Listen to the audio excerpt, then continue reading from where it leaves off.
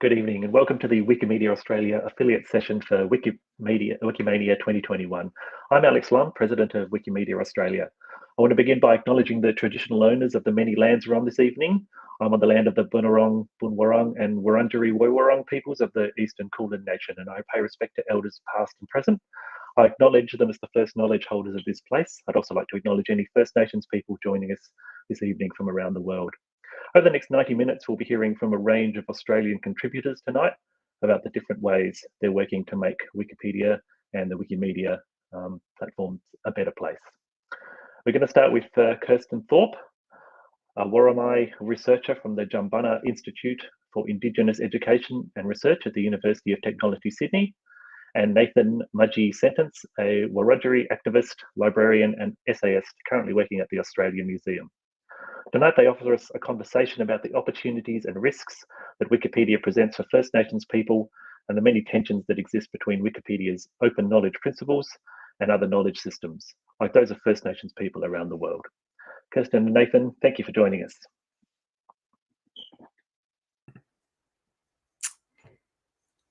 Thank you, Alex.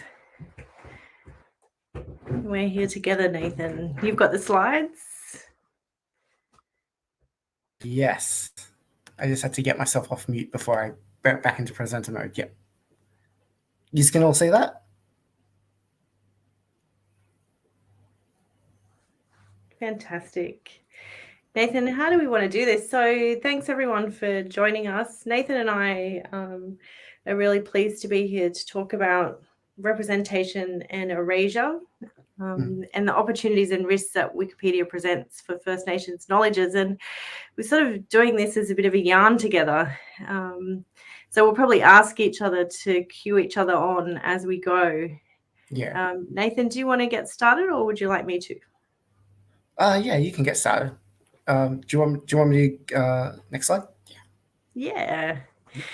So I guess in the context of what we're doing, and always so important to acknowledge country, I'm calling in from the lands of the Gringai people on the edge of Darkinjung country, and really want to acknowledge and thank traditional owners for the care of their land, and also acknowledge my family who are Worimi people from Port Stephens.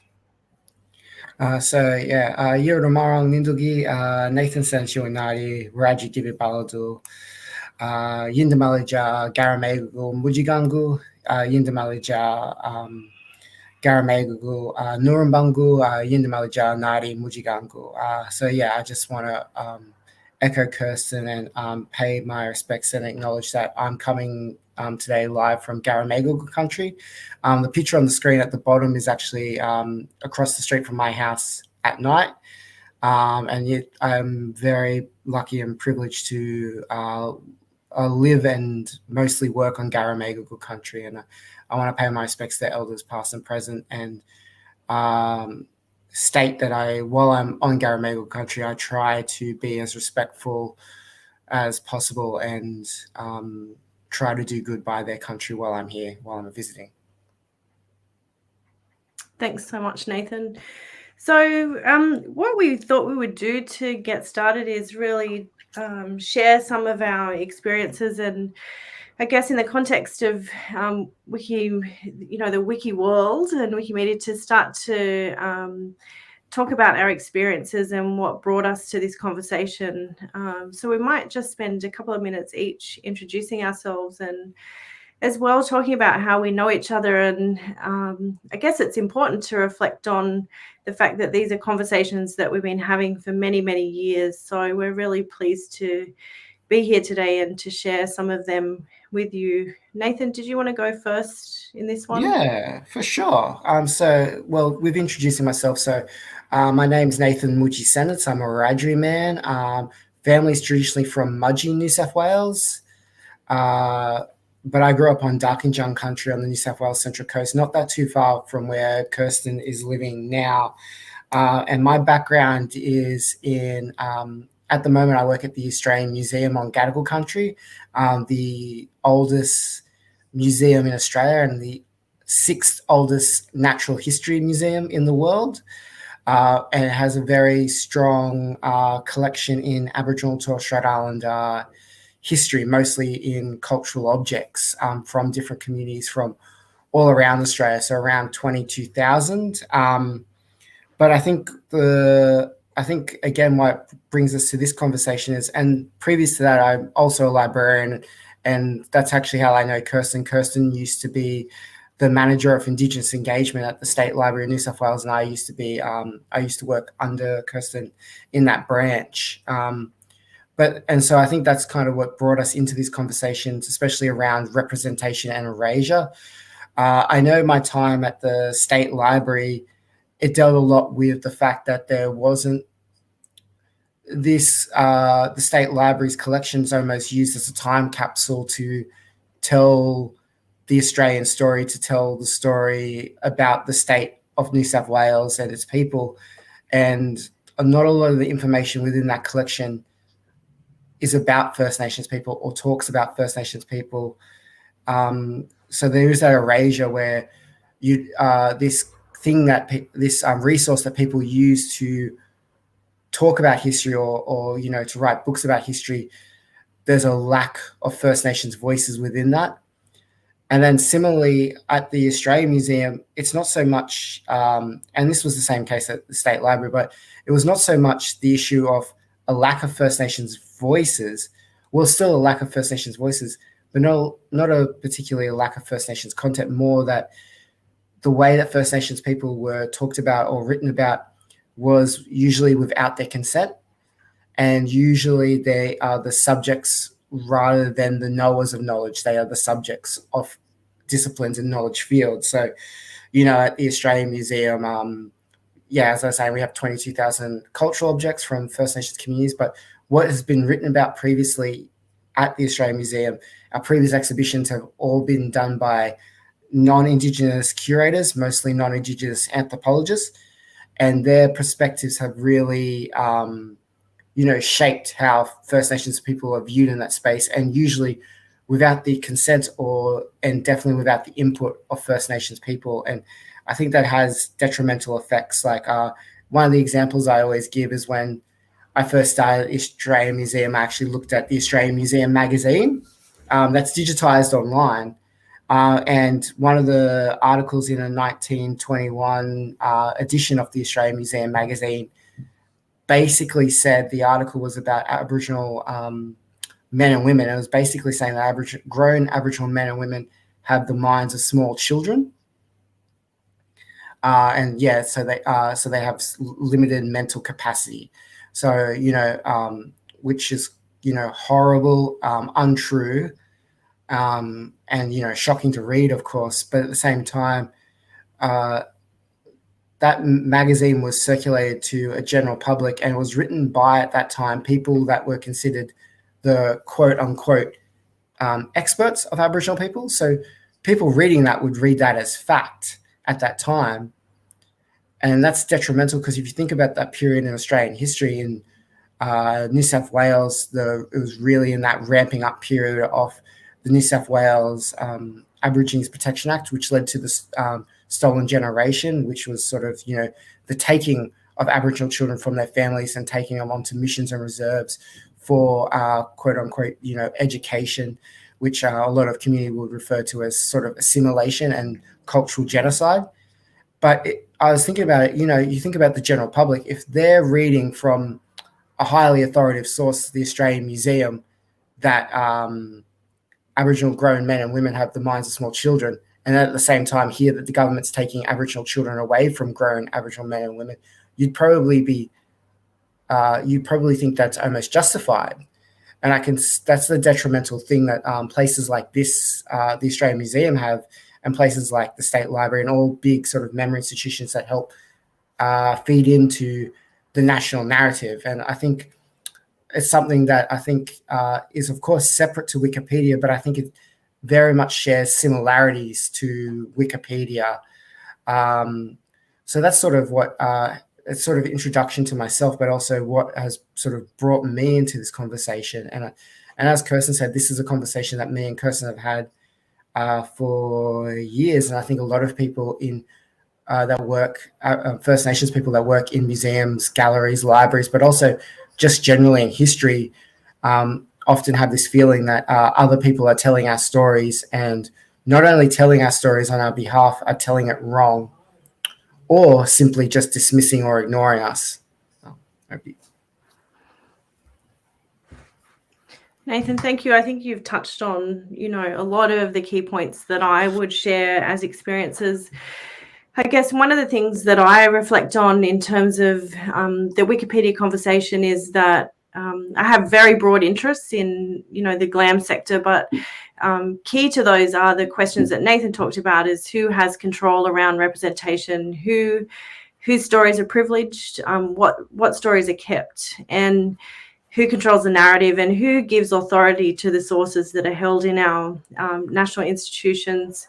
And my experience has come very much from working with, at the outset, with government archives that Nathan has clearly described document Aboriginal people as subjects of the records and people without agency. And I think that sort of pervasive system of collecting and documenting Aboriginal people also led into the publishing sector, where Aboriginal people were the subject of study and the subject of curiosity in those studies. So we have a really complex legacy in Australia, where our collecting institutions, where our written documentary heritage is often and frequently biased. Although, you never want to sort of do the broad brush of saying, of course, Aboriginal and Torres Strait Islander people and stories are represented in them. But unfortunately, we have quite a legacy now that we have to respond to and deal with to redress that situation of people not having control of their narratives. So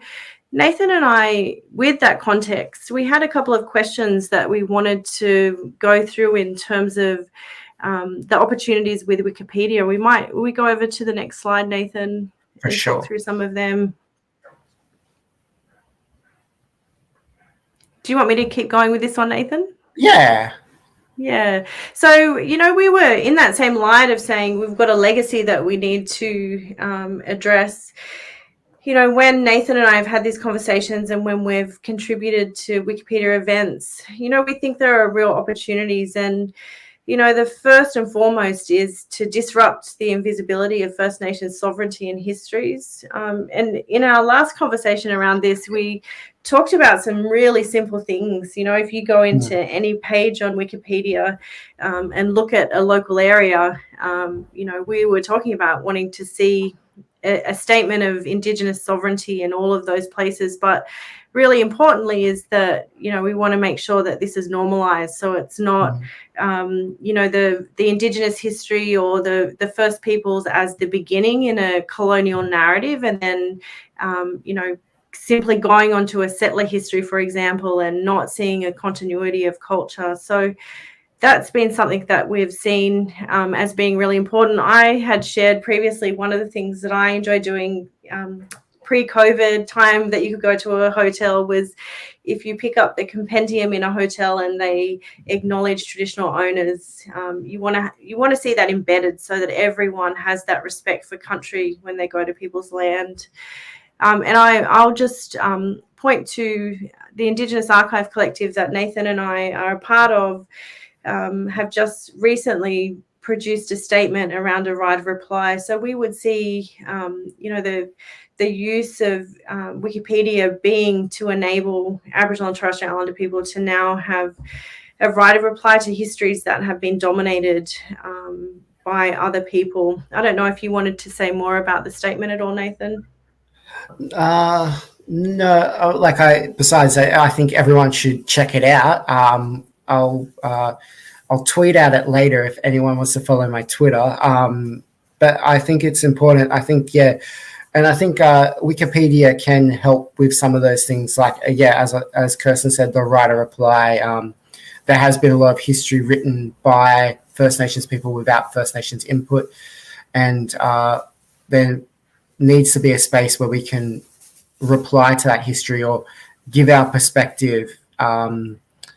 Especially when in situations where it conflicts. And I think a lot about the position statement is also things like the right to know. And I think working with First Nations people and working with like collecting institutions, there could be potential that Wikipedia could be a space to if allowed, be a place to sort of disseminate that information and not really much about the right reply, but following on what Kirsten was saying, I also agree that Wikipedia is a great place to disrupt First Nations sort of invisibility, because lots of places, especially places where I'm kind of traditionally from the Wiradjuri Nation, you go to some of those places and they almost, in their physical sense, almost act as if there's no history before.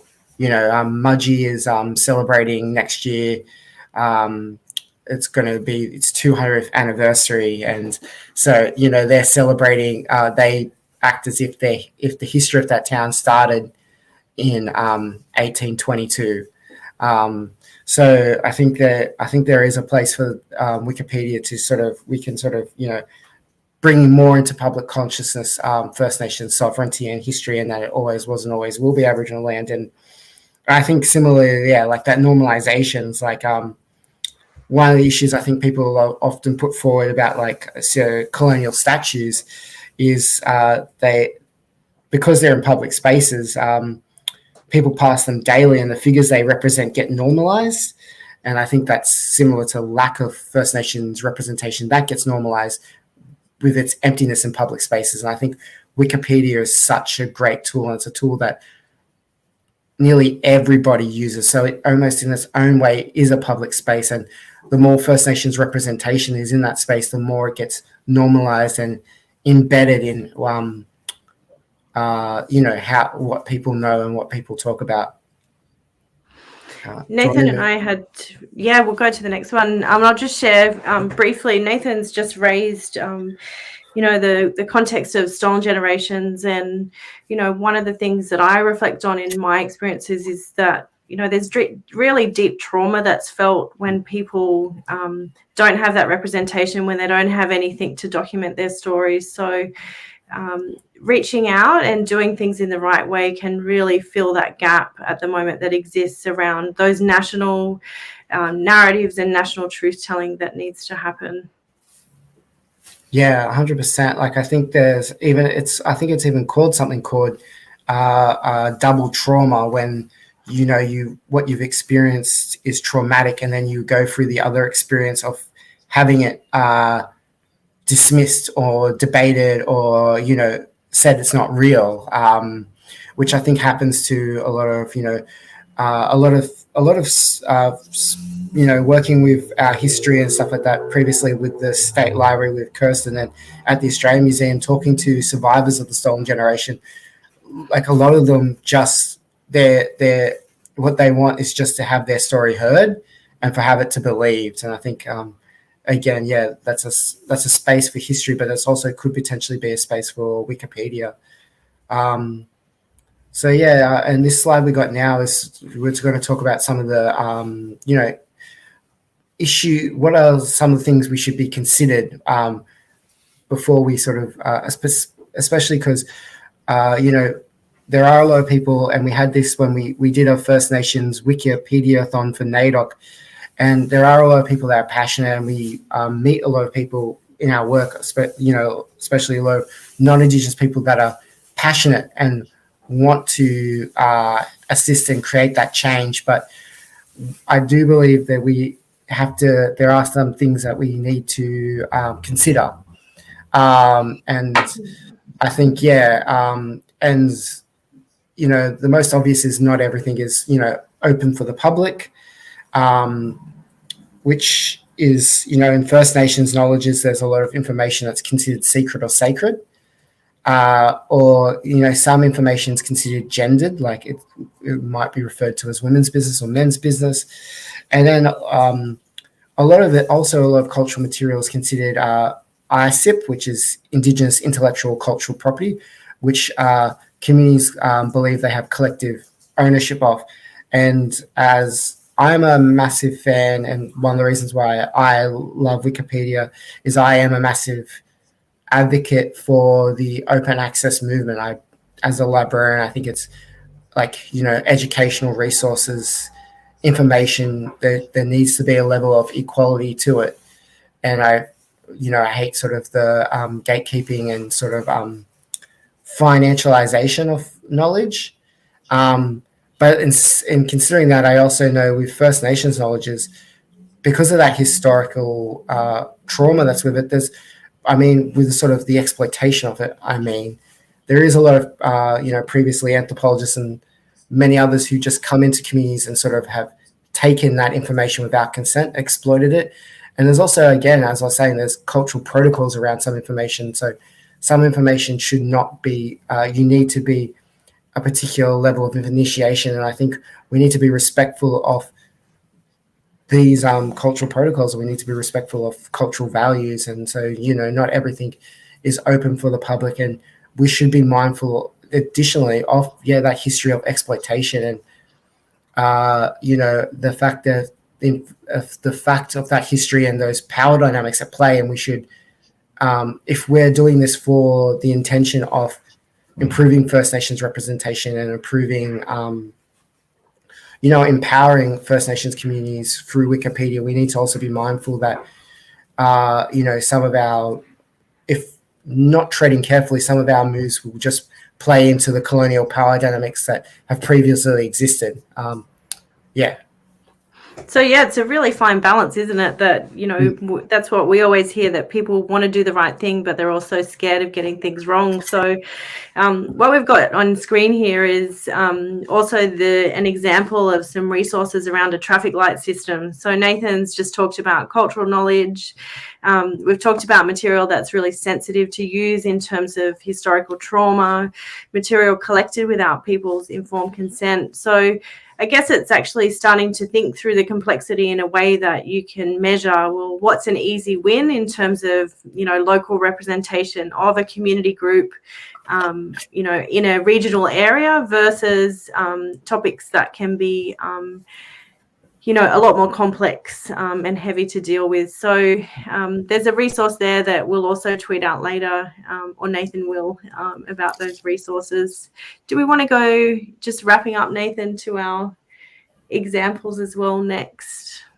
Yeah, so this is one example of a community having challenging Wikipedia. So the Tasmania Aboriginal Centre, they believe that their language is their cultural and intellectual property, and therefore they didn't actually want it publicly available online.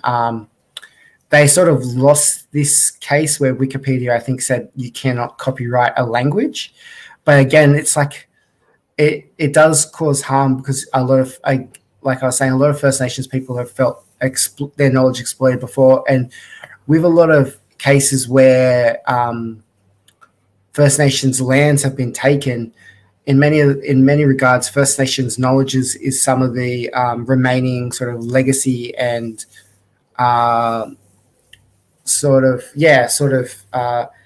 commodity, for lack of a better term. And I don't want to use that term as a commodity, but cultural knowledge is one of the few commodities that we may have still control of. And so sometimes, for cultural reasons, that information shouldn't be public, which is the case with this language, but also in the same ways it also undermines a lot of First Nations cultural ownership and knowledge ownership.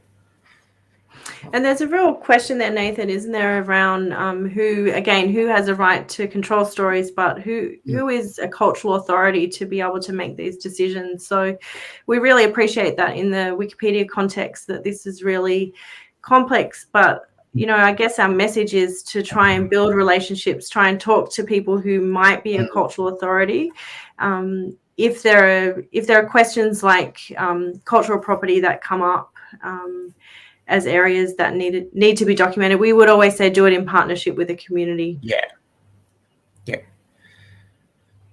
And this is just our sort of like our last slide, and sort of reiterating kind of what we already spoke about. I think representation is of course vital, and trying to figure out ways to cite and reference knowledge holders and community members, and trying to find especially with, and it can be difficult in some sources because of, as we say, in the historic nature of around publishing, especially, a lot of written word supremacy has sort of blocked out First Nations people, as so only a narrow group historically have been allowed to publish on everything.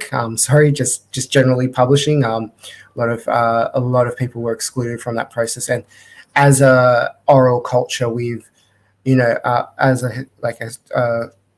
traditionally an oral culture, I think written word supremacy sort of dismisses our knowledges a little bit. So trying to figure out how you can, reference local people, histories and cultures, those places like the Tasmania Aboriginal Centre, working with them and how you could, places, community groups, elders groups, how you can work with them and cite them. And a lot of these places now are putting, maybe stuff on their own websites and stuff like that. So maybe reaching out to them and asking if it's okay if some of this stuff is cited in Wikipedia, and adding to that space where the citations are from a diverse range of sources.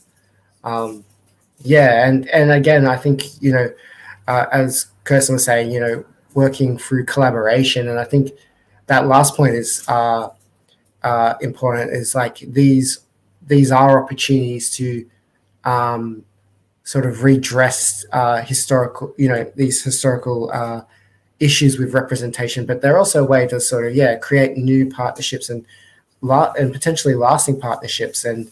But I do think you also should be mindful. Again, communities may potentially refuse, and that is their right. But also, this refusal may come from like a historical distrust. But if you are very upfront and you really work very ethically, I think you can redress this distrust through sort of being very collaborative. Kirsten? So when Nathan and I, Nathan discussed how we had recently curated a Wikipedia workshop for NAIDOC Week, and as we sat down to do the list, we ended up with this huge amount of content that everywhere we looked, we could think of these exciting opportunities to give visibility, to give presence to incredible movements that are happening around Australia, to First Peoples who have been leaders and represented real social change. And there's always that conflict of how much do you do without people's consent, and how much do you need to do in partnership. And I mean, I think the opportunity to do the Wikipediathon was fantastic because it was a group effort. You could discuss those ideas. But I think, as Nathan said, if people have ideas and they want to start to do this broad, dive into Wikipedia and looking at the gaps and looking at the erasure, then contact local land councils, contact representative groups and get them on board, because I think that, it'd be so great. We know how much people use Wikipedia as the first stop. It'd be so great to see more content produced. But really keeping in mind that historical distrust is there. And because people have been so disenfranchised from being their writers of their own history, there can be that sort of pushback, as Nathan also talked about, if people aren't brought on board. So there's lots of things like the Aboriginal Institute, IATSIS in Canberra, have really fantastic code of ethics that people can look at around ethical processes. So we would highly recommend to build those partnerships and work to mutual benefit in that same way. Yeah, I think that's all I have.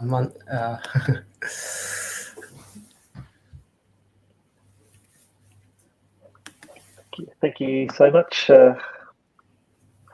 Thanks so much, Nathan and Kirsten. Thank you. We still have so much work to do in this space, but we're very grateful for your sharing your insights with us today. So thank you so much. Thank you. Thanks, everyone. See you. Bye. Okay, next we're going to head across to Perth, Western Australia. Sven Usman and his team, Leah Corrie, Emily Dottisoro, Emily Gray from the University of Western Australia Archaeology Wiki Collective, who are working to bring Australian archaeology from the fringe to the centre. They've been working to correct racist, sexist and misleading archaeological entries on Wikipedia and constructing entries as lesson plans for Australian school students. Thanks for joining us, Sven. Take it away. Thanks very much, Alex, and hopefully everyone can hear and see. If not, please sing out. Nala Karich Wajak Mut Kian Karak Nija Buja. We acknowledge the Wajak Buja that we are on, which is unceded land, and we also acknowledge all the indigenous and traditional peoples participating in this conference. The three of us and the collective are not indigenous, but we're archaeologists, and so we work on Australia's deep past. And today will be a series of case studies, of 3 case studies. As always, there are lots of thank yous to say. I won't read those out other than to people can read them on their own, but the enormous amount of work gone into today. Thank you for everyone's efforts, both in Wikipedia and all the people that we work with. Our collective has got this talk today, bringing Australian archaeology from fringe to centre. So you should be seeing a slide in front of you that has 3 pictures on it that represent the 3 case studies or examples that we'll be using today. Wikipedia, as a meta comment, Wikipedia is both a good and a bad thing. So the bad thing first is that with archaeology, there's a lot of misinformation out there, and indeed a field called pseudo-archaeology. And one of its main areas in which people can come to know of it is through portals and platforms like Wikimedia. But immediately the good also kicks in that we can give good information to a very broad bunch of people through something like Wikipedia. Us, if we publish something in peer-reviewed academic journals, a few people read them. You know, your mom says she reads it, but she probably lies, and then Wikipedia will be reached by many, many more people. So a very simple presentation structure today, just really the 3 case studies and then a single slide on lessons learned and future work to do. So this is all work in Australia and the Pacific. And as background, it came to us via what we're calling the Bradshaw problem. So Bradshaw is in inverted commas. It's a Gadia. It's a European name for an Aboriginal rock art in the Kimberley. Proper name is Guion Guion or Kujon or Kiro, depending on the language groups. But for many years on Wikipedia, it had this name Bradshaw, which caused a great deal of distress to Aboriginal people of the Kimberley. In background, so what we have, and hopefully it's appearing, is the composite slide with a bunch of pictures across the top and the writings of Joseph Bradshaw. So in the 1890s, 1892, Joseph Bradshaw goes to the Kimberley. He's looking to establish a cattle station, and he comes across Indigenous rock art. And it's interesting how Indigenous rock art challenged the European colonial imagination. Generally, their opinion of Indigenous people, whether it was Australia, the Americas, Africa, was very negative, but they recognized the art as something beautiful and called it indeed art. But because they couldn't reconcile that it was made by local Indigenous people, they very often invoked an exotic outsider. So Bradshaw was a product of his time. In the quote there, he says, if you look at the last line, he says, looking at some of the groups of paintings, one might almost think himself viewing the painted walls of an ancient Egyptian temple. So he says, this is too good to be Aboriginal. It has to be, for example, the Egyptians. And this leads to these pseudoscientific claims that are made. This is not inconsequential stuff. This is stuff that matters, as you can see from this publication that I won't mention any further because it's not worth mentioning. But from these news headlines from 2011 and 2016, we still have to deal with ideas that even aliens came down to Earth to make this rock art. So in these people's minds, it's more likely that aliens made the rock art, as in extraterrestrial beings, than local Aboriginal people and their ancestors, for example. So it causes a great deal of hurt. It's a form of, it encourages racism and systemic racism and structural violence. So Wikipedia is a structure, as I said before, that can be used for good or for bad. And we have to understand why the pseudo-archaeology comes about. And you should be seeing on the slide in front of you something that says pseudo-archaeology, and then a quote from Ian McNiven that, glossing it, basically says that when you are in conservative times, as much of the world is in now, including Australia, these kind of weird theories tend to grow, and they tend to get fed by all sorts of sources around them. So that's where we've engaged with Wikipedia. What we really like, though, is the image that you see in front of you. You should be seeing this painting. Hi, Sivan. Sorry to interrupt. We are still seeing your first slide. I'm advancing through the slide. So there's acknowledgement of country. Yes. The thank you slide. Do you see that? No, we are not. Right. That's challenging. Do you have any advice on how we might get that up? Let me try and start it again. Okay, yeah. Oh, look, it's moving now. Oh, I've just, hang on. Okay. I've just started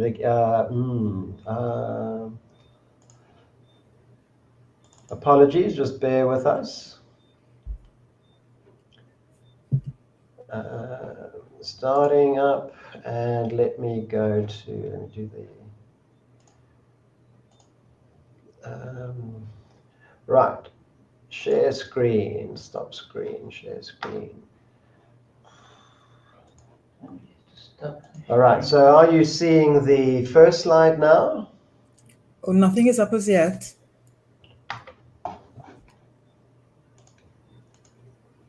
All right, so let me stop share, let me share again. Share screen, share screen, share that, allow. All right, do you see the first slide now? Yes, we do.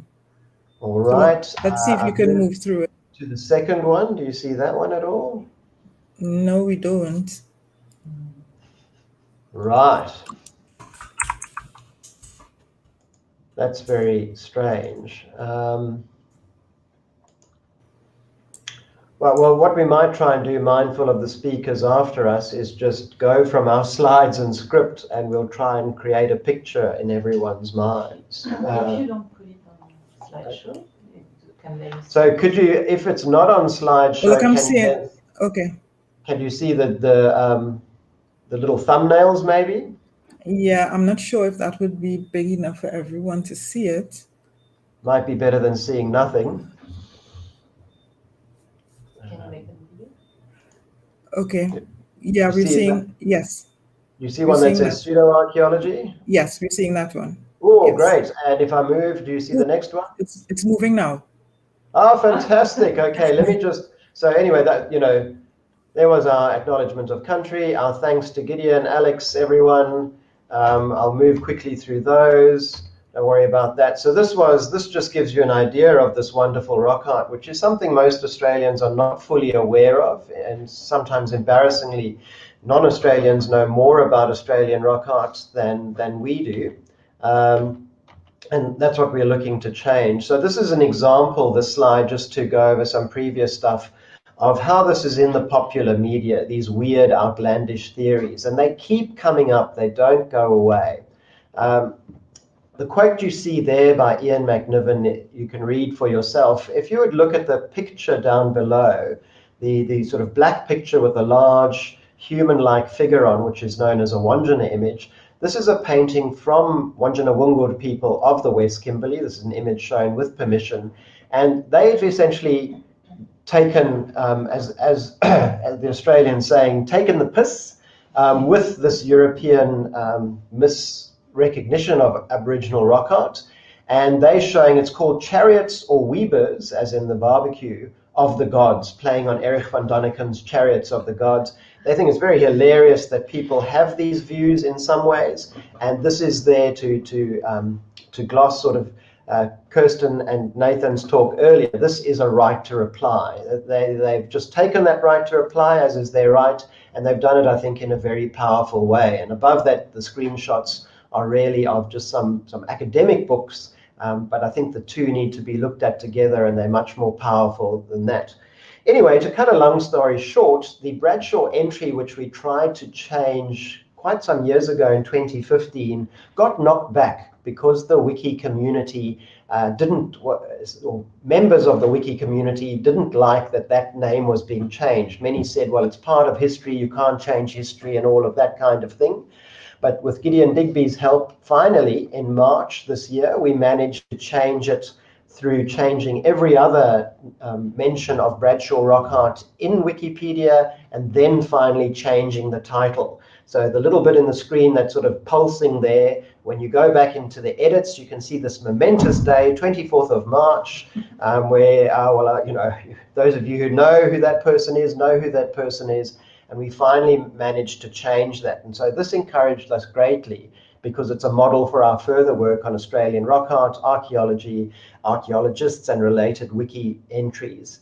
So on that note, I'm going to pass over to Emily, who's going to, does Emily Dott, because Emily Gray is unfortunately ill today, but her work on colonial and sexist language in Australian rock art. So Emily, over to you.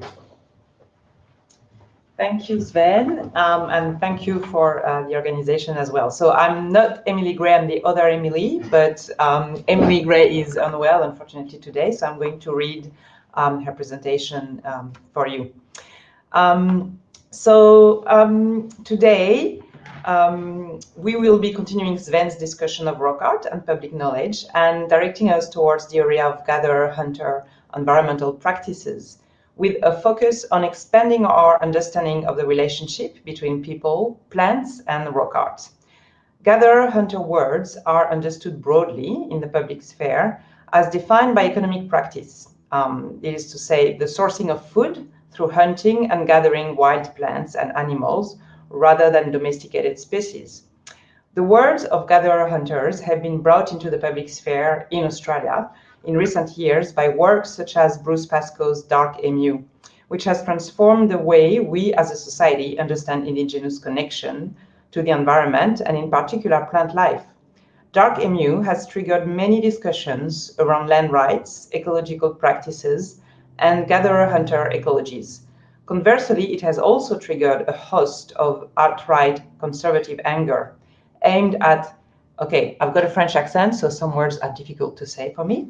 So these were aimed at disenfranchising indigenous claims to country and plant-based environmental practices, as well as rewriting frontier histories and even delving into contemporary equality movements. As Ben just mentioned, these narratives are often disseminated through public media, and resources such as Wikipedia are exploited for their wide public influence. So access to factual archaeological and anthropological information is key to navigating the myriad of different perspectives and opinions on gatherer-hunter environmental relationships and practices. Contemporary archaeological research has worked hard to circumnavigate many traditional biases in the field, the dichotomy of male hunters and female gatherers, for example, the assumption that plants had no social role other than food, and that rock art played the role of social metaphor and functioned to explore human-animal economies. Indeed, in Australia, research by archaeologists such as Anna Florin and colleagues, and India Dagsall and colleagues, some examples are shown on the slide here, have refuted these assumptions and proven that complex plant practices, such as wild harvesting and the processing of plant materials, extends back up to more than 50,000 years. Furthermore, archaeologists such as Peter Veth and colleagues or Sven Usman and colleagues have expanded this research to incorporate rock art, examining the rich assemblage of plant depictions in the rock art of the Kimberley region of Western Australia as evidence of these complex plant practices. So plants are basically everywhere in rock art. Much of this research is not available on public free access media and requires memberships and payments to access. More broadly, discussion of plants in rock art on Wikipedia are limited to brief mentions where the paucity of plant depictions is often attributed to a masculine rock art practice, where animals are emphasized over other subjects. This is a common and traditional archaeological perspective, which seems to have pervaded public discourse on rock art and authorship, as well as plenty relationships. To contradict this, Emily's research, so Emily Gray's research, has, through a critical review of word forager rock art literature, identified a whole variety of different plant depictions across the world. Depictions of mushrooms, trees, roots and tubers, flowers, and hallucinogenic plants, such as datura, are found in gatherer-hunter context worldwide, albeit in small numbers, while in the monsoon tropics of northern Australia, plant depictions are far more common. Indeed, in the Kimberley region of Western Australia, in Queenie-Balangara country, where Emily's research focuses, plants are present at up to 25% of rock art sites. So these depictions include paintings of long and round yams, and you've got some examples on these slides here, and a host of native fruits, grasses, and botanical designs. Motifs are often in compositions with human and animal figures depicted in different art styles, which extend back to around 16,000 years and continue into contemporary art practices.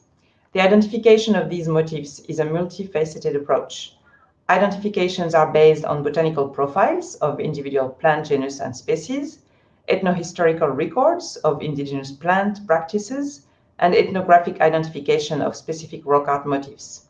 Forming such a pronounced part of the rock art repertoire of the Kimberley, and for such an extended period of time, plant imagery embodies the varied relationships between indigenous gatherer-hunter communities and their environments.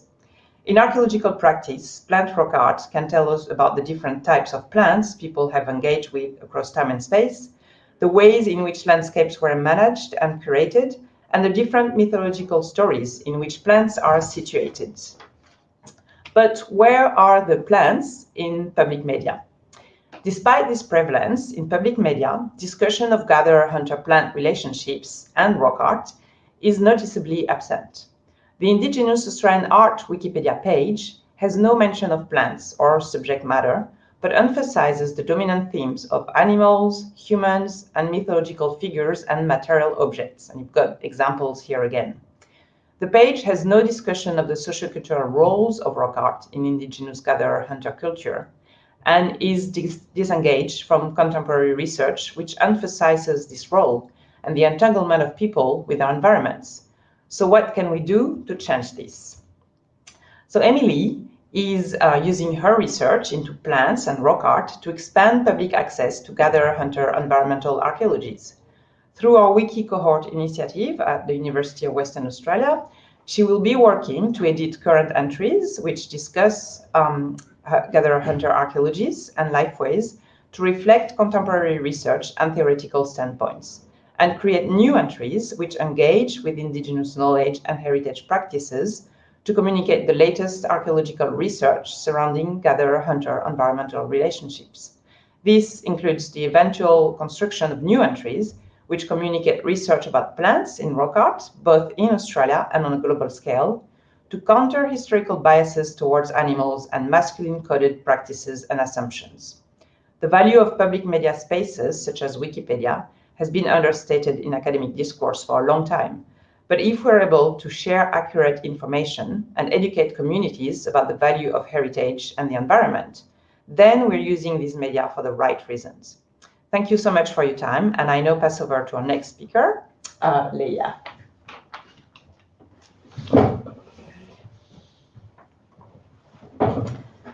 Hi everyone, thank you Sven and Emily. I'm now going to discuss the next part of our wiki project, and this was touched on briefly, but it's related more to the place of women in the history of archaeology, and more specifically focusing on the archaeology of the Pacific region. It is well documented that women are significantly underrepresented in the fields of science, and this also includes the field of archaeology. More generally, it has been reported that approximately only 18% of biographies on Wikipedia are of women. This is called the Matilda effect, and it's a historical process that's been analysed and documented by historians of science, and that characterise bias against acknowledging the achievements of women in the field of science. And what this means is that there exists a historical process through which women scientists become progressively erased out of the records of science, and they eventually become invisible in the history books about science. Closer to home here in Australia, this is evident in the history of female archaeologists throughout Australia and the Pacific.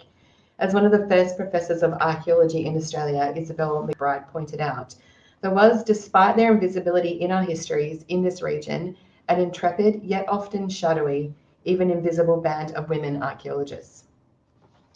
The Pacific Matildas Project at UWA was created by Dr. Emily Dodd-Savut, who just spoke to us before, and it was designed to investigate the scientific lives of the first women who conducted archaeological work in Oceania from the late 19th, 20th century to the mid-20th century, and document their hidden contributions to the development of Pacific archaeology. It is also important to understand that in the 19th century, this was the moment in which archaeology itself was being developed into a science, and therefore the work of these early scientific pioneers is an important part of shaping the field of archaeology. As part of the Pacific Matildas project, a large database of written outputs has been produced by the women archaeologists and developed by Dr. India Dilks Hall, and associated to a biological database that she is currently working on. There are 40 biographies of such women being worked on with scope for much, much more to be added. An aspect of this project is to convert the data onto a digital platform, which will be accessible to all through the internet. This database will address the historical silences in archaeology by giving these scientific pioneers a voice. To further assist in creating stronger representation, we want to utilise the strength and accessibility of Wikipedia and bringing them from the fringe to the centre. This is an example of some of the work that Dr. India Dilks Hall has done on these biographies. To further gain an understanding of the existing representation of these female archaeologists, we sampled 23 of the 40 women currently being researched as part of the Matildas project. As indicated by the table, 11 of them were represented in varying degrees of detail on Wikipedia and on three on other platforms. This is actually not too bad a result, almost 50% of the women archaeologists being already represented on Wikipedia. However, many of the existing profiles need editing and correcting, as well as additional information added to them. What this did tell us, though, was that despite the sea of red that you see on the table here, indicating a lack of representation, Wikipedia is indeed leading the way for representation of these women and validates our decision to add this component of Wikipedia to the Matildas project. It's also noted that in some cases, the only representation that these pioneers had was when they were noted on their husbands' profiles. At the time of their work in the 19th and 20th centuries, these women were often only allowed to participate in the archaeological and anthropological work if accompanying their husbands, and their work was often hidden or credited to their spouses. Ironically, the fact that their contributions are still only credited on their husbands' pages is in essence a modern continuation of this silencing and emphasises the need for them to have their own pages independent from their husbands. We believe that there are 4 important factors that need to be considered within this project. Like anything in life, things are nuanced and complex, and the same goes for these women being represented on these pages. We've discussed already the need for an increase in gender representation. Within this, we need to also consider the historical and colonial context, Indigenous and Pacifica people's status within such context. And when it comes to early women archaeologists who are from the Indigenous communities of the islands, as well as the overall Anglophone domination in the Pacific and in the scientific field in general. If these factors are not considered, we'll only continue to further marginalise the minority groups and those unseen. The Trailblazers website, which celebrates and highlights the work of women in these sciences, noted this same issue. They stated, after several years of acquiring biographies of trailblazing women, we began to realise that a very particular kind of woman was dominating the stories. The typical trailblazer was Anglophone, white, and upper middle class, and had picked up a trail for fun, not as a way of earning a living.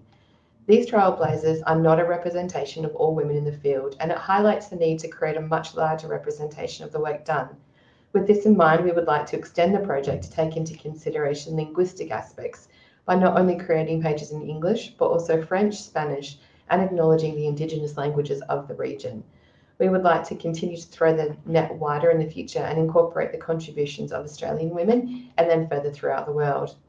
In order for us to be successful with the creation of these pages and for bringing those on the fringe into the centre, we need to raise the issue of notability. There's a responsibility of those who create the pages to be focused on the factors we have raised, but there's also a responsibility for Wikipedia on challenging the existing criteria for notability. It has been noted before that on the English Wikipedia, topics for inclusion are judged against notability criteria, meaning those who have gained sufficient significant attention by the world at large and over a period of time. This compounds the marginalisation of people who have been historically excluded. Visibility within Wikipedia translates to visibility online, and consciously or unconsciously, the platform's content shapes how researchers understand their field. Who is judging the acceptable level of attention, and which part of the world is dominating the audience? For many of the women within the project, they have never had an opportunity to be seen and develop the level of notability required to be acceptable for inclusion. This lies obviously a catch-22 issue we need to address this and to enable progress. By challenging existing restrictions and taking these points into consideration, we're asking people to look at their own biases in an effort to create a more inclusive space and help us bring these incredible women into the centre. I'll pass you back to Sven now, who will just wind everything up for us. Thank you. Thanks, Leah. So mindful of time. Really, we've had a lot of fun with this project. It's a collective, so people drop in and out as they do various things. Fun, I don't mean it in a frivolous way. I think we take enjoyment from thinking that these things matter, seeing where the gaps are, seeing how we can improve them, and in ourselves, this helps build our digital and advocacy skills, and in most of us, those could certainly be developed further. And so, we'd like to see Wikipedia as a place in which particularly teachers and children can get really good information that is multivocal, but that is not everyone, it's not everything goes, but that you can have multiple voices, whether they're Indigenous, female, other, all of those kinds of things. And on that note, I think I'll stop and thank everyone for their attention.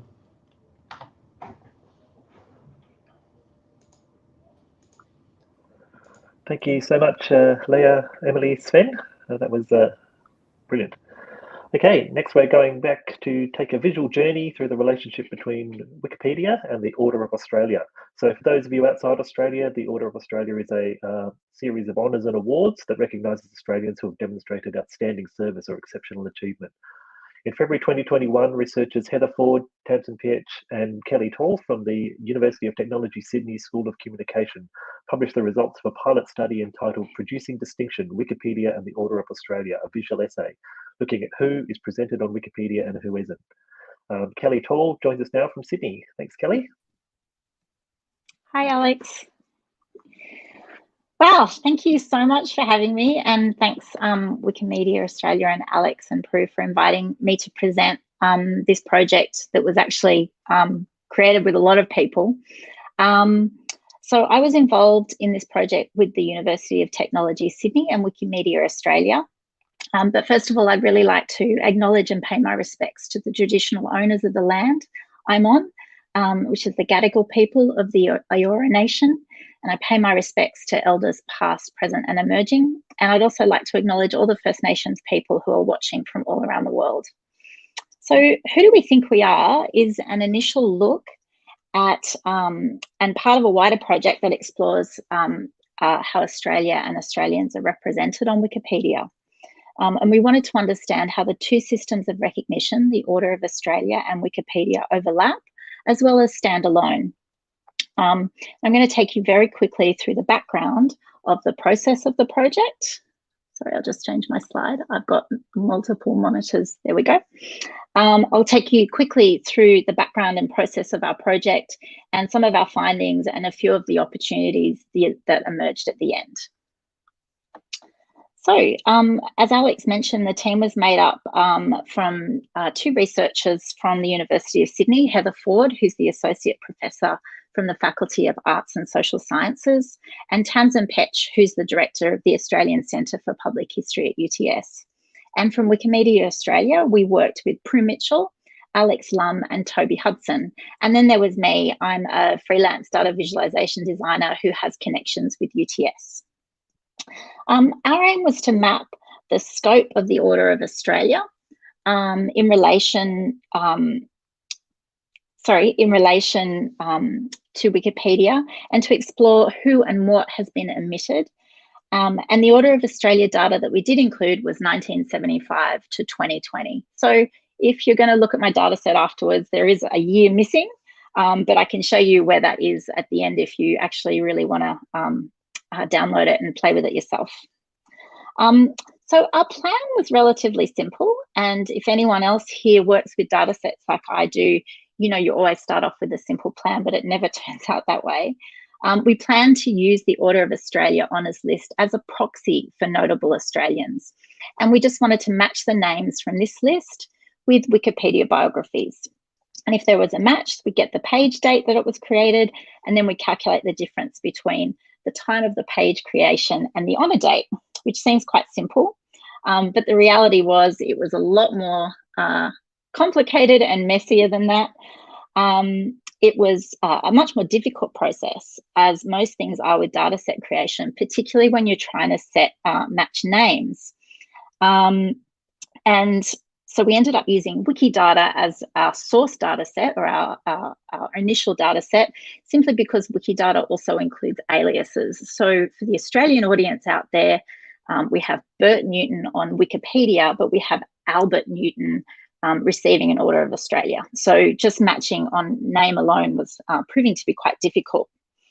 Once we did do the match, we realised we were missing a lot of people who had Wikipedia biographies. So Alex took this as an opportunity for a data alignment process where he took information from Wikipedia and published that back on Wikidata. So so now Wikidata itself has got a very strong record of all of the Order of Australia holders. Page creation date was also a little bit tricky, but I came up with a very hacky way of doing this just by scraping the first edit date and using that in my calculations. Then it was mostly smooth sailing. So for anyone who's not familiar with the levels of the Order of Australia, there's 5 levels: Knights and Dames, Companions, Officers, Members, and Medals. It looked like there's no Knights and Dames issued anymore, but it ranges in the type of recognition. So Companions of the Order of Australia tend to have what they call reach the pinnacle of their careers, and they've got international or very strong national credibility. Whereas someone down receiving a medal is much more, tends to be connected to sort of grassroots organisations, and they have a localised level in a particular field. So what we did find was that 4,452 people hold both an order and a Wikipedia page.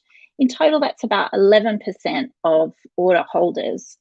And what's interesting is the pool of Australians on Wikipedia itself is larger than the Order of Australia itself. We did find that the higher the order you hold, the more likely you are to have a Wikipedia page, which is fairly intuitive. Yet the next 2 levels have about 11,500 people missing from Wikipedia. So there's only 19 Knights and Dames, and 2 of them happen to be the Prince of Wales and the late Duke of Edinburgh. So many of them are ex-Governor Generals and extremely eminent Australians. So there's no surprise that all of those 19 people do have a Wikipedia page. And also, as we expected, most Companions also have a page, but Officers and below could have greater representation on Wikipedia. What we found was really interesting was the proportional representation of Australian women compared to men. There are significantly less women who hold an Order of Australia, but those that do also have a Wikipedia page at similar levels to men. So it's 9.7% for women versus 11.2% for men, which isn't necessarily as big a gap as what we were expecting. So Wikipedia is not doing so badly in terms of like-for-like representation. What we found, though, was very interesting was that for Companions, which at the moment is the highest honour that you can receive, the proportion of women that have a page is 95% compared to 83% of the men. And from my small time observing people who are active in the Wikimedia world in Australia, there's a really conscious effort to make sure that eminent Australian women are included. So in terms of what comes first, the page or the order, we saw that on the week of the announcement of the honours, there's a spike in page creation. Activity before and after is steady, 1 or 2 pages being created a week, but on the week of the announcement of the order, it spikes to 47. I'm not sure how clear that is on your side of the screen, but this chart looks at the weeks before and after the announcement, and you can see there's a really big spike in the middle, which is what we call week 0. Funnily, we wanted to see if we could glean anything about who the editors might be of these 47 pages, and we discovered that it was our own Alex Lum, who worked on the project with us, who created many of them. And he told us that he'd look at the list and make sure that people were represented on the site, particularly eminent people receiving the companion. And while this is all kind of interesting, what we felt was it wasn't necessarily actionable. Rather than just saying we need more pages created for eminent people in the lower levels, could we see who to focus on, particularly for people who are not cis white men? So we looked at the honours citation field to see if there was anything interesting. We discovered that you're more likely to have a page if you are in sport, politics, or media and entertainment. And you're less likely to have a page if your research field relates to areas such as nursing, community health, and aged care. So all the women with an AO, with or without the Wikipedia page, it might be difficult for you to see this level of detail, but what it basically tells us is you're more likely to have a page if you're in politics, law, and entertainment. Very similar with AMs as well, which is the Medal of Australia. We also found similar differences emerge when looking at women with pages created before or after receiving the honour. If you had a page created before you received the honour, you also tended to work in things like politics, media, broadcasting, and things like that. Whereas if you received your Wikipedia page after you, if a Wikipedia page was created for you after you received the honour, that's when you did tend to also work in things like nursing, aged care, and research areas around that. So in terms of opportunities, we realised that one of the mismatches that I found was interesting in the data is that there were 280 people who have a wiki data entry, but also have no Order of Australia. They have an Order of Australia, but they have no Wikipedia page. So somewhere they're being mentioned on Wikipedia, but they don't have a biography page themselves. So, for instance, we found that these 3 women who also worked in those fields that we talked about, so nursing and healthcare ethics, rural healthcare, clinical genetics, are all women who are mentioned in their research is referenced in Wikipedia, but they have no biography themselves. So these women, one of them is also listed on the Women in Red page. Now, I shared this about 6 months ago at the Wikipedia birthday party. So chances are someone's gone and created these pages, but it's just an interesting way that you could look at Wikidata to understand potential people who could have a page created for them. So there's an opportunity for to create pages for eminent women working in the fields of nursing, community health, and aged care. So there could be opportunities to work with various universities, such as Newcastle University in New South Wales, that has a particular focus on nursing and community health. And the other opportunity is just people like me. What I really understood was it's no good me saying things like, oh, there's not enough representation of women or particular groups of women. I probably need to go and create the page myself. So I've taken part in a couple of Wikipedia activities, even the one that Nathan and Kirsten mentioned, the one that was run for NAIDOC Week by themselves and the City of Sydney. And I've taken part in a couple of different things. But now I'm here, it's fantastic. I'm always looking for interesting data sets for my clients to use. And I really did not know that this world of Wikidata and Wikipedia existed before taking part in this project. So the project can be read here, and I think links will somehow go up, and the data can also be accessed at a research site at UTS if you're interested in that. So I'll hand it back over to Alex, and thank you very much for letting me take part.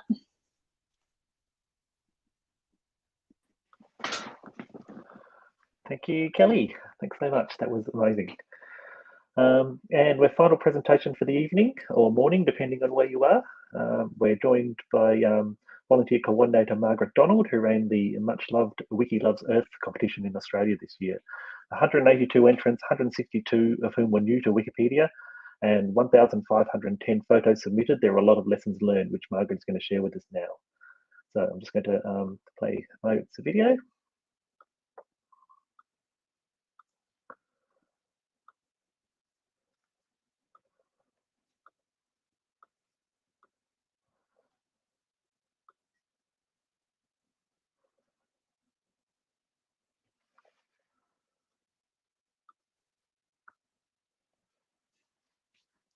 I want to talk about the experience of running Wiki Loves Earth in Australia. And I need to share my screen to do that.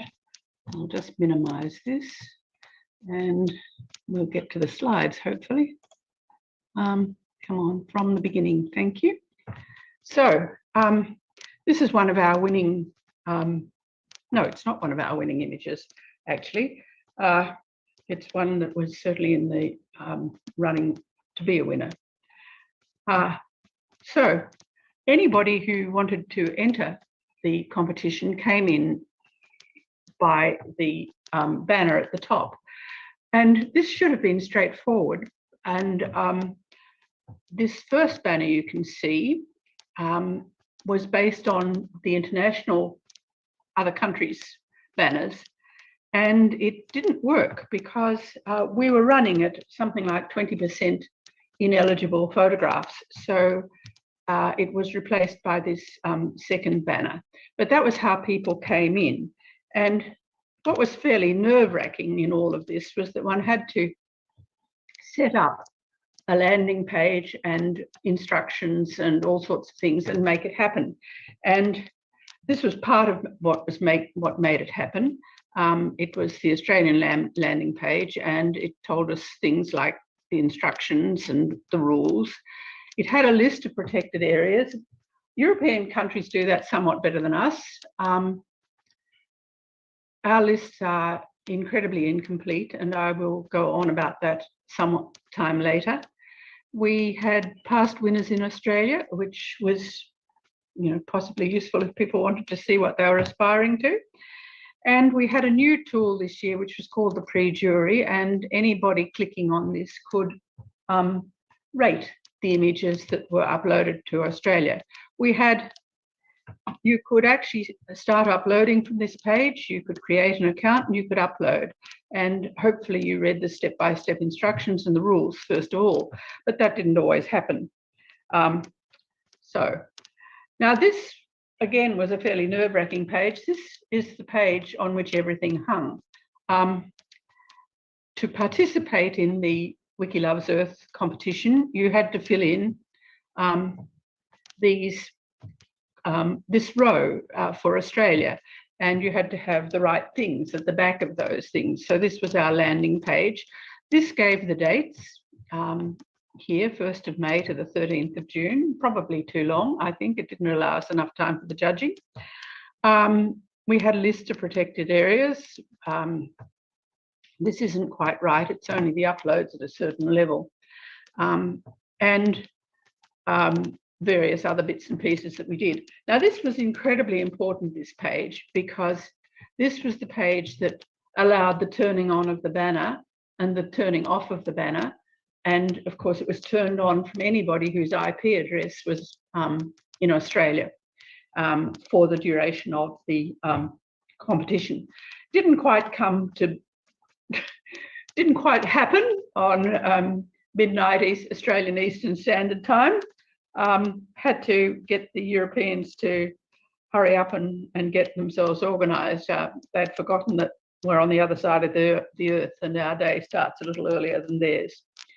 So those were critical worries prior to the competition, and really critical worries afterwards just because of the rates of the error rates. So there was a lot of fiddling about on those. So why does one run such a competition? one of the key things is to attract new contributors. You really hope that some of the people who upload will be carried away and realise how easy it is to contribute to Wikipedia and to the Commons, and start contributing.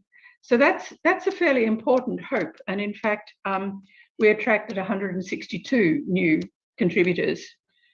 Whether that's good, I'm not sure. I was really hoping for a whole pile of wonderful images to come to fill the extraordinary holes that we have in Wikipedia. You know, for all of the species, we don't cover plants yet. We're nowhere within cooey of covering insects. We probably cover mammals quite well in Wikipedia, but anything less than a mammal is not particularly well covered. So all of those things I was hoping for. But there is another product that happens, and that is that we spent an inordinate amount of time curating those images, so to make them available for other language Wikipedias. So we spent a lot of time putting in depict statements and putting in categories. And these are things that are really very, very difficult for first-time contributors. These are some images. Well, the top left-hand corner is an image which I was particularly pleased with. It's not particularly elegant, and it certainly didn't win a prize, but it was the first image of a living Gould's flying squid that exists on Wikipedia. So that was a real thrill. The other image that we had was, of course, this wonderful drawing, but that was drawn in the 19th century, and we did not have a single photograph of this amazing squid. So that was a real thrill and part of what I thought the competition was about. This too, again, for me, was what the competition was about. It introduced a new species to Wikipedia, Tachymaculata. Cannot get my face in an appropriate spot here.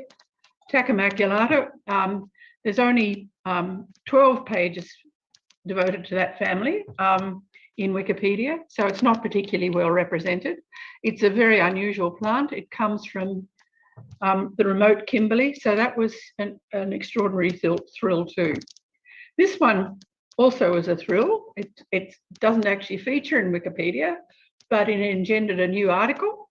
It engendered the finding of new and other pictures that were somewhat better than this, slightly less blurry, but and of course it reminded me that there was a terrible void in Wikidata and Wikipedia of insects, in particular beetles. So I've just spent some time uploading some Wikidata to fill the gap. Now this is part of the problem in Australia. Australia protects areas in other ways than simply national parks or marine parks or Indigenous protected areas and all of those things that most people are really aware of. It protects them also by state law, which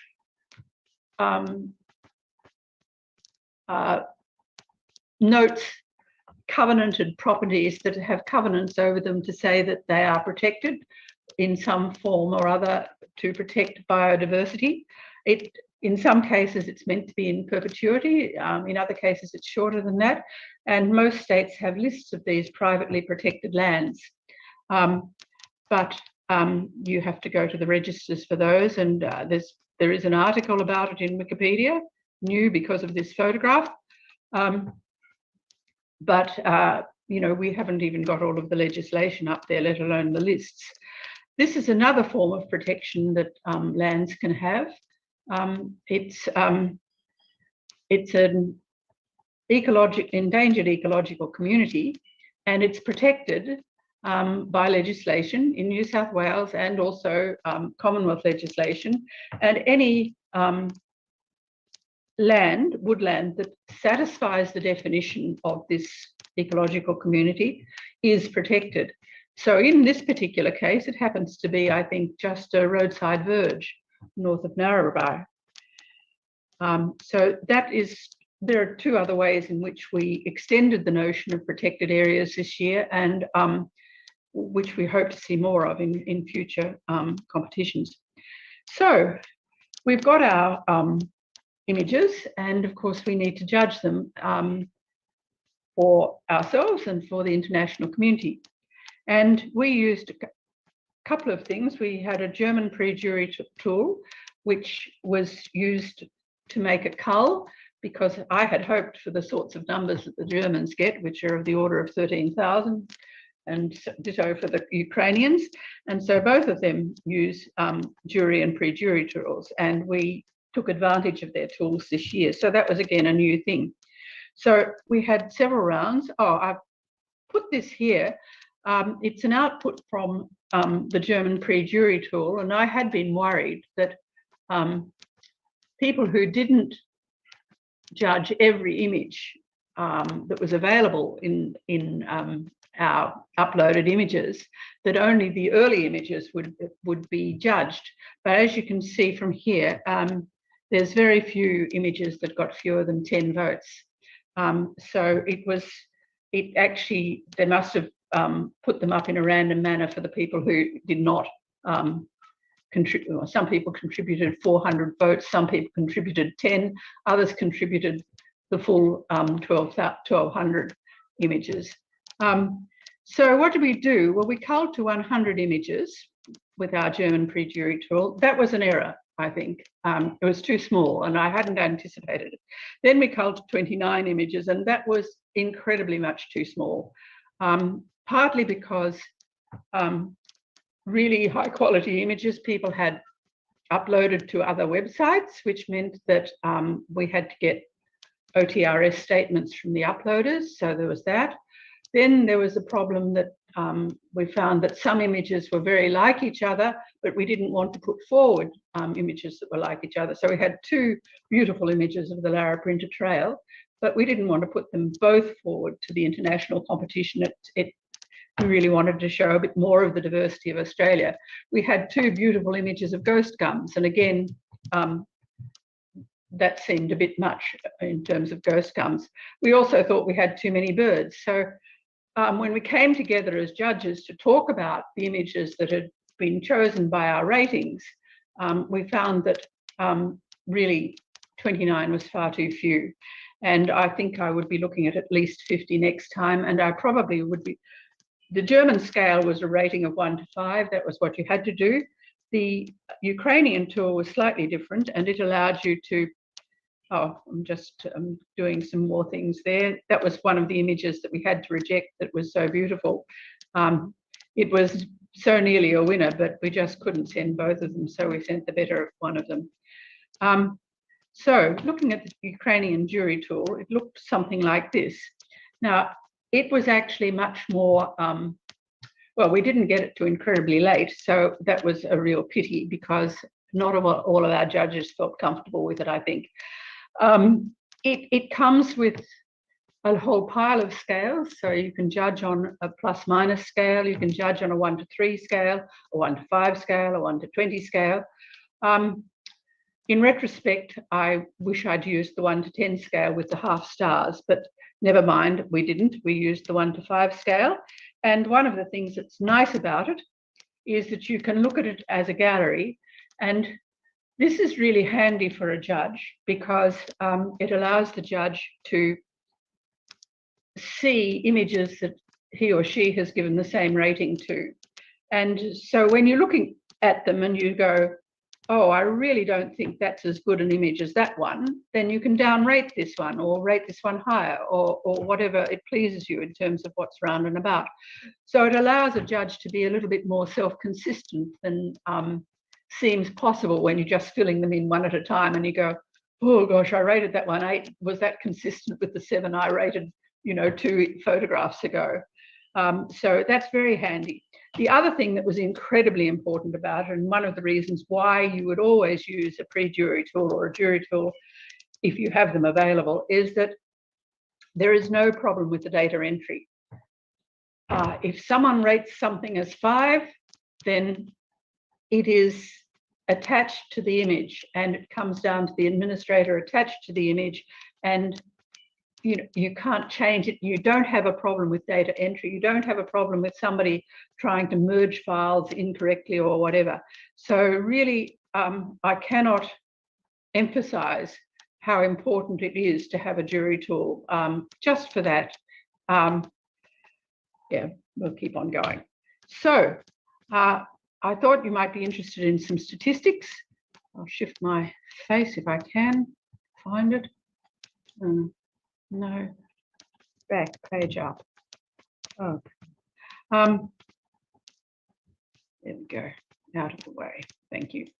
So these are images represented an image of a national park in a particular state or territory. We didn't know where our contributors came from, and in many cases, our contributors did search high and low through their photographic archives, and they contributed photographs to several states or territories, as you can see there, because apparently we have 303 contributors, but it's not that, it's just that some people contributed to several states. So WA had the most images. New South Wales didn't do too badly. Queensland similarly, and far fewer photographs that showed Tasmania or South Australia. And I'm hoping that if we were to do this next time, we might get some sort of competition up to make people feel more competitive about where images are coming from. This, by the way, is an image which Kerry Raymond tracked down using Google Earth, and we were able to actually describe it as coming from a river reserve along the Campaspe River in Victoria near Rochester. So fabulous detective work on the part of our Wikipedian Kerry Raymond, because certainly one of the things that was true for most of these images, they were fairly badly captioned, often with pretty inadequate descriptions. I mean, you were really glad when somebody gave a decent description. And there was an enormous amount of work trying to just verify that they were from a national park, and a lot of Wikidata work which involved the creation of lots of new Wikidata items, in fact. So that was what it looked like from a statewide point of view. There were actually 1,510 images uploaded, but about 300 of those were ineligible. So they weren't considered. And I thought you might be interested in the comparisons across the years.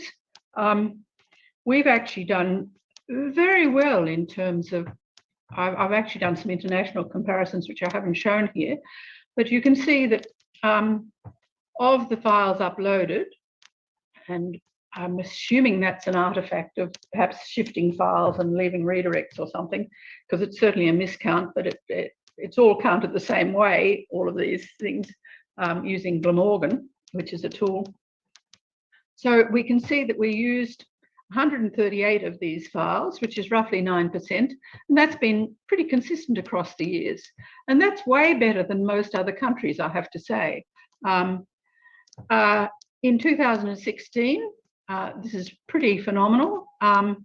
Those 385 files that we used have been used across 1,402 pages on 92 wikis. And in the month of July 2021, the pages on which they were attracted this many views. Well, we're way down on that yet, but give us time. We've certainly got ourselves across quite a few wikis, 32. And that again is in terms of international comparisons, we're doing far better than most other countries on that score. And I would think as time goes by, that will increase. I mean, as you can see, in 2017, the second year of the competition, 52 wikis. So it just depends how conscientious people are about copying places from other language, or from English Wikipedia into other languages, and then using the images that go with them. So I think that's not too badly done. So, well, there are lots of things that I did wrong. and I hope to have the opportunity to do them better next time. But I have to say thank you very much to Wikimedia Australia and to all of our contributors and to all of those who helped behind the scenes, of whom there were very, very many, and their work was extraordinarily and utterly important. I'm going to...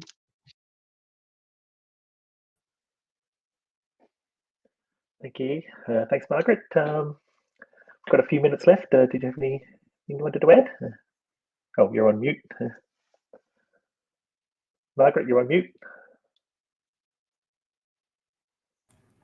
I wanted to say something about those statistics.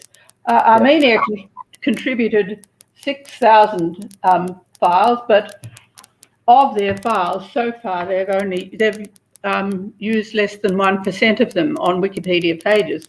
On the other hand, the Philippines have used 30% of their uploaded files on their pages, which is pretty terrific. But we are pretty jolly good in terms of international comparisons. I mean, there are some people that are only represented on 3 wikis. And the truth of the matter about Wiki Loves Earth is because you're representing species and places, almost every article that you contribute to can have a matching Wikipedia article in Portuguese, in Nepalese, in Vietnamese, whatever. And so we do in many cases. And certainly one of the things that I do all the time is I try to spread all of the images that I have of species or whatever across wikis using Wikidata apart from anything else. But anyway, that was all I wanted to say extra. And thank you very much for giving me the opportunity to do it. It was good fun. Thank you so much, Margaret. All right, so that's it for today's session. Thanks for Margaret for her insights. They'll surely help the competition grow for many years to come. And the stunning winners and finalists have just been announced in the last few days, so we encourage you to check them out on Wikimedia Commons. That's it for today's session. I just want to thank so much again Nathan Mudgee Sentence, Kirsten Thorpe, Leah Corrie, Emily Dotsero, Emily Gray, Sven Elsman, Kelly Toll and Margaret Donald for their time and work today. Thank you everyone for tuning into our Wikimedia Australia affiliate session, and enjoy the rest of Wikimania. Good night, good morning, good evening.